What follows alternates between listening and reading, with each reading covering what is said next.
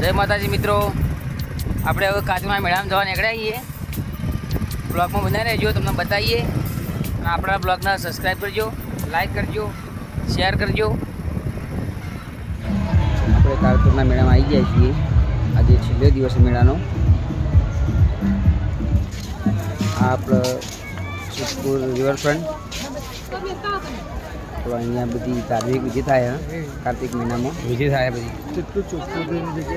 લોકો દૂર દૂરથી આવે છે અહીંયા વિધિ કરવા માટે.